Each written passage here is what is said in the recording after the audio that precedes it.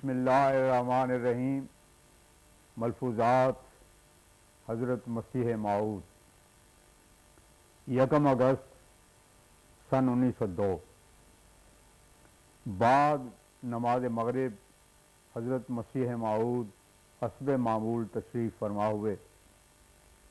सैयद नासिर शाह साहब जम्मू से तशरीफ़ लाए थे। कई साल बाद आए थे। वो पाँव दबाने लगे। आपने फरमाया कि आप बैठ जाइए। सैयद साहब जोश इरादा और हुस्न अक़ीदत की वजह से चाहते थे कि देर तक कदम मुबारक को दबाते रहें। आपने फिर कमाल लुत्फ़ और प्यार से फरमाया कि आप बैठ जाएं। अल अम्रो फ़ौक़ल अदब, ये सुनकर सैयद साहब ऊपर शाह नशीन पर बैठ गए। जनाब मौलवी अब्दुल करीम साहब ने इस्तिफ़सार किया कि आज जनाब ने क्या लिखा है।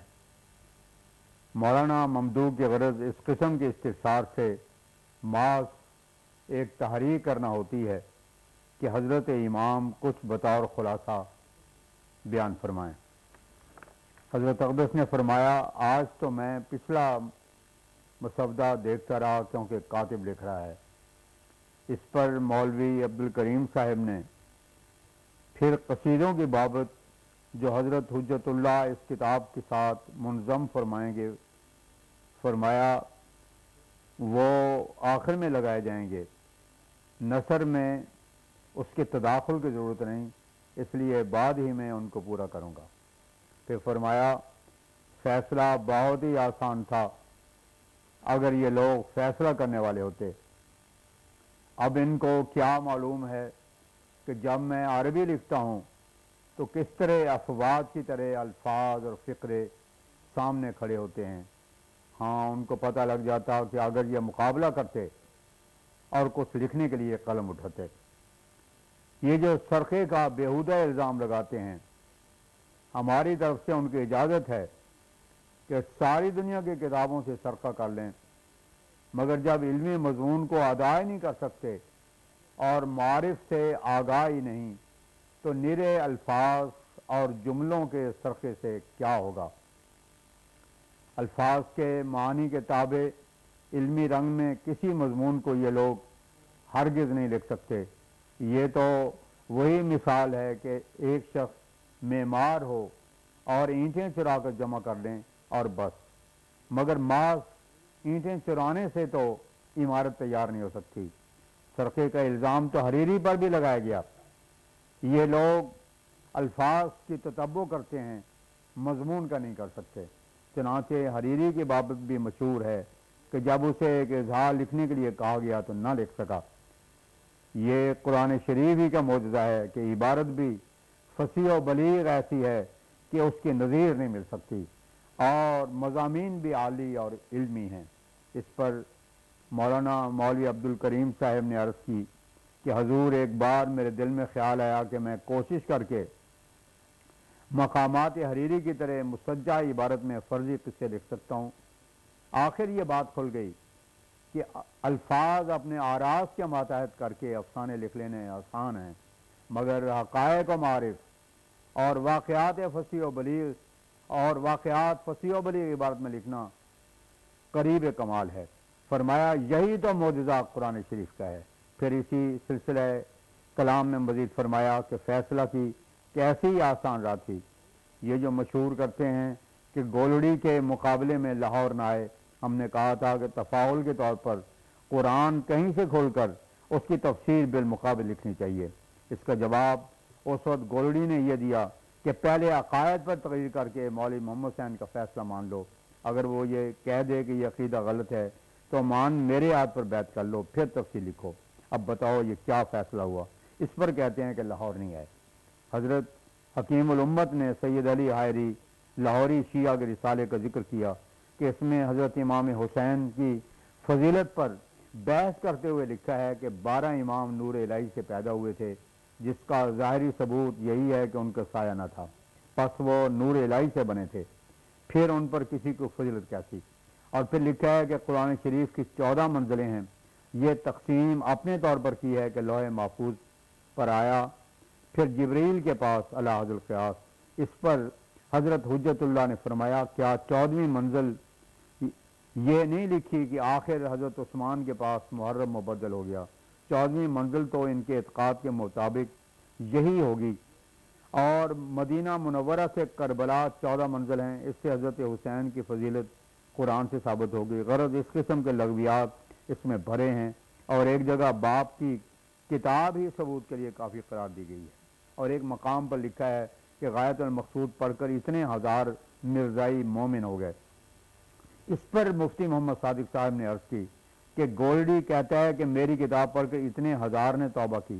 یہ عجیب بات ہے کہ ایک طرف تو تعداد کم بتاتے ہیں اور پھر ہزاروں نکل کر ان میں بھی شامل ہو جاتے ہیں اور ختم نہیں ہوتے۔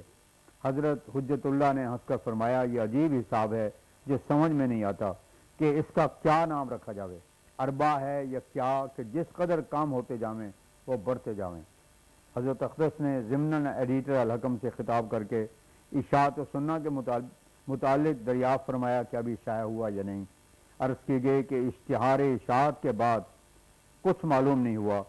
اسی ضمن میں دہلی کے ایک پنجابی کاتب والے اخبار کا ذکر ایڈیٹر نے کیا کہ اس میں ایک نوٹ لکھ کر گویا 18 مختلف مقامات پر نالش کی دھمکی دی ہے۔ پھر ماسٹر عبد الرحمان صاحب نے ایک لڑکے کا خواب بتلایا۔ اس پر حضرت اقدس نے فرمایا ہر شخص کی خواب اس کی ہمت اور استعداد کے موافق ہوتی ہے۔ معبرین نے یہی لکھا ہے۔ ضمناً میاں جان محمد صاحب مرحوم امام مسجد قادیان کے ایک رویا کا تذکرہ فرمایا۔ پھر فرمایا خدا تعالیٰ کا فیضان ظرف اور استعداد کے موافق ہوتا ہے۔ خدا تو ایک ہی ہے، لیکن جیسے روشنی صاف اور روشن چیز پر جیسے شیشہ ہے بہت صفائی سے پڑتی ہے، اسی طرح پر خدا تعالیٰ کے فیضان کا حال ہے۔ ہمارے نبی کریم صلی اللہ علیہ وسلم کی ہمت بہت بلند تھی، اس لیے قرآن شریف جیسا کلام آپ پر نازل ہوا۔ قرآن شریف میں خدا تعالیٰ کی صاف تصویر نظر آتی ہے اور کتابوں میں دھندلی سی روشنی پڑتی ہے۔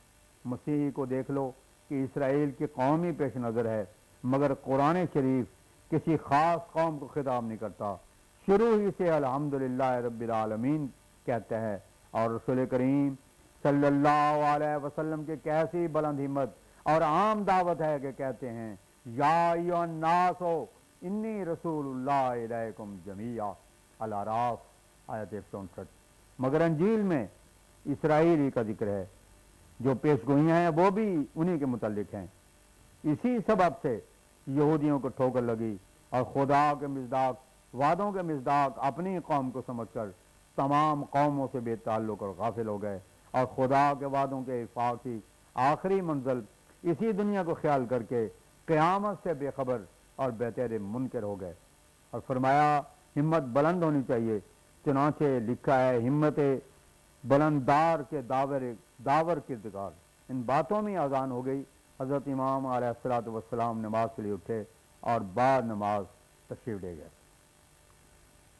انبیاء کی فرمایا انبیاء کی بعثت کی اصل غرض یہ ہوتی ہے کہ وہ اللہ تعالیٰ پر ایسا ایمان پیدا کریں جو اعمال صالحہ سے قوت عطا کرتا ہے اور گناہ سوز فطرت پیدا کرتا ہے، کیونکہ اعمال صالحہ کبھی نہیں ہو سکتے جب تک اللہ تعالیٰ پر سچا ایمان اور معرفت پیدا نہ ہو، اور ہر ایک عمل معرفت صحیح اور عرفان کامل کے بعد اعمال صالحہ کی مد میں آتا ہے۔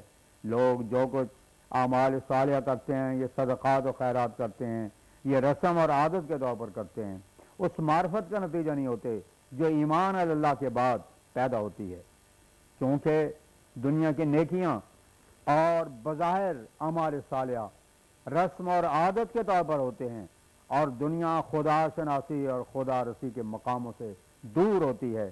اس لیے اللہ تعالیٰ انبیاء علیہ السلام کو مبعوث فرماتا ہے جو آ کر دنیا کو خدا تعالیٰ پر ایمان لانے کی حقیقت سے آگاہ کرتے ہیں۔ باقی تمام امور اسی ایمان کا نتیجہ ہوتے ہیں۔ اس لیے اصل غرض انبیاء کی بعثت کی یہی ہوتی ہے کہ وہ انسان کو اس کی زندگی کی اصل منشا عبودیت تامہ سے آگاہ کریں اور خدا تعالیٰ پر عرفان بخش ایمان لانے کی تعلیم دیں۔ انبیاء علیہ السلام تھوڑے ہوتے ہیں اور اپنے اپنے وقت پر آیا کرتے ہیں، اس لیے اللہ تعالیٰ نے تمام دنیا کو رسم اور عادت سے نجات دینے اور سچا اخلاص اور ایمان حاصل کرنے کی یہ راہ بتائی ہے کہ کونوا مع الصادقین، التوبہ آیت 119۔ یہ سچی بات ہے، اس کو کبھی بھولنا نہیں چاہیے کہ جس نے نبی کی اطاعت کی اس نے اللہ تعالیٰ کی عبادت کا حق ادا کر دیا۔ رسم اور عادت کی غلامی سے انسان اسی وقت نکل سکتا ہے جب وہ عرصہ دراز تک صادقوں کی صحبت اختیار کرے اور ان کے نقش قدم پر چلے۔